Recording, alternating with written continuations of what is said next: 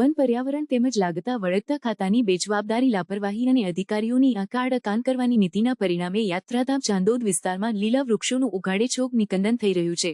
One વિભાગ અને તંત્ર દ્વારા આવા તત્વો સામે નક્કર કાર્યવાહી નહીં થતા જીવદયા અને પર્યાવરણ પ્રેમીઓ તંત્ર સામે શંકા સેવી ફિટકાર વરસાવી રહ્યા છે। ડભોઈ તાલુકાના ચાંદોદ અને આસપાસના ગામો જેમ કે નવા જૂના માંડવા, શણોર, ફૂલવાડી, નંદેરિયા, ભીમપુરા અને કરનાળી વિસ્તારોમાં વર્ષો જૂના ઇતિહાસ અને પ્રકૃતિની સમૃદ્ધિ સંભાળતા જંગલોમાં તાજેતરમાં ગેરકાયદે વૃક્ષ કટિંગની ઘટના પ્રકાશમાં આવી છે। આ વિસ્તારોમાં આવેલ ખેર, આંબલી, લીમડો, સીમડો, હમડો, ગુંદો અને ગોરાસામલી જેવા અડીકમ વૃક્ષો પશુ પક્ષીઓ તેમજ ખાસ કરીને દીપડાઓ માટે આશ્રય સ્થાનો છે। પરંતુ તાજેતરના દિવસોમાં ફૂલવાડી નજીક ઓરસંગ નદી કાંઠે આવેલા જૂના માંડવા ગામની સીમમાં ગેરકાયદે વૃક્ષ કટિંગ ચાલી રહ્યું હતું। આ 30 થી 40 વર્ષ જૂના વૃક્ષોનું કોઈપણ પરવાનગી વિના મોટા પ્રમાણમાં કટિંગ કરવામાં આવ્યું। સાગર વસાવા નામના એક વેપારી દ્વારા આધુનિક સાધનોની મદદથી વૃક્ષો કાપવામાં આવ્યા હતા। છેલ્લા 20 દિવસથી ટેમ્પા મારફતે લાખો રૂપિયાનું લાકડું ચોરી કરી ઉછેરવામાં આવી રહ્યું હતું। સ્થાનિક પંચાયત, મામલતદાર અને વન વિભાગના અધિકારીઓને અંધારામાં રાખીને આ કામગીરી થઈ રહી હતી। ચેકપોસ્ટ ઉપર બેઠેલા વન અધિકારીઓ પણ આ ગેરકાયદે પ્રવૃત્તિ તરફ દૃષ્ટિ ન ફેરવી શક્યા। પરંતુ વિસ્તારના પર્યાવરણ પ્રેમીઓ દ્વારા ઉચ્ચ કક્ષાએ રજૂઆત કર્યા બાદ તંત્ર દોડતું થયું। ડભોઈ વન વિભાગના વન રક્ષક રાજેશ્વરી માલીવાડે ઘટના સ્થળે પહોંચી ગેરકાયદે વૃક્ષ કટિંગ અટકાવ્યું અને આઈસર ટેમ્પો GJ05BX3153 માં ભરાયેલા લાકડા ખાલી કરાવ્યા। જો કે વન વિભાગ દ્વારા સ્થળ પર કટિંગ રોકવામાં આવ્યું, પણ અધિકારીઓએ કોઈ સ્પષ્ટ નિવેદન આપવાનો ઇનકાર કર્યો। RFO કલ્યાણી ચૌધરીએ ટેલિફોનિક વાતચીતમાં જણાવ્યું હતું કે સમગ્ર કામગીરી મામલતદારશ્રીના તાબામાં આવે છે અને વધુ કાર્યવાહી તેમના માર્ગદર્શન હેઠળ કરવામાં આવશે। પર્યાવરણ પ્રેમીઓ હવે રાહ જોઈ રહ્યા છે કે ડભોઈ વન વિભાગ અને મામલતદારશ્રી કેવી કડક કાયદેસર કાર્યવાહી કરશે। ખાસ કરીને જ્યારે લાખો રૂપિયાનું લાકડું ગેરકાયદેસર રીતે કાપી વેચવામાં આવ્યું હોય અને તેમાં આરક્ષિત વૃક્ષોનો પણ સમાવેશ થાય છે, ત્યારે તંત્રની જવાબદારી વધી જાય છે।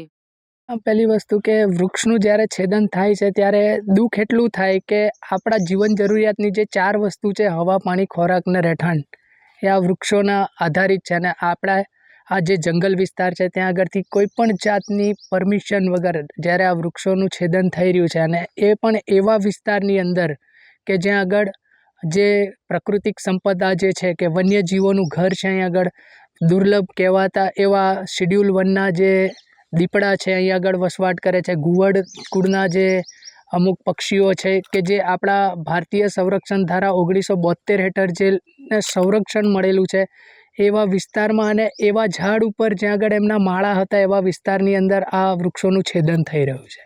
એટલે ખૂબ જ દુઃખની લાગણી અનુભવીએ છીએ અને એવું થઈ રહ્યું છે કે આ તો ભવિષ્યની અંદર આપણી આવનારી પેઢી સાથેનો ખિલવાડ થઈ રહ્યો છે।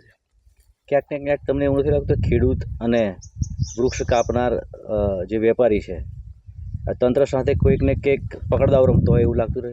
હા, એટલે જે રીતે અહીં આગળ જે વૃક્ષ કટિંગ કરનારા વ્યક્તિઓ અહીં હાજર છે એ લોકોના નિવેદન ઉપરથી એવું લાગી જ રહ્યું છે કે કંઈક તો આની અંદર મિલીભગત હોઈ શકે અને હશે જ। વન વિભાગ પાસે શું અપેક્ષા સેવી શકાય? વન વિભાગ પાસે અપેક્ષા એવી સેવી શકાય કે ભાઈ આ અમૂલ્ય સંપત્તિનું કાયદાકીય રીતે જતન થાય અને અહીં આગળ યોગ્ય એક્શન લેવાય। કારણ કે ઘણીવાર એવું થાય કે એ લોકોને આ વસ્તુની ખબર નથી, અને આ કેસમાં પણ એવું જ છે કે મૌખિક રીતે વન વિભાગમાં અરજી આપી છે એવું વૃક્ષ કટિંગવાળાનું કહેવું છે। મામલતદારમાં અરજી આપી છે અને ત્યાંથી કોઈ પણ જાતની પરમિશન નથી મળીને છતાં પણ આટલું મોટું પગલું ભરીને હજારો વૃક્ષો અહીં આગળ છેદન થઈ ગયું છે।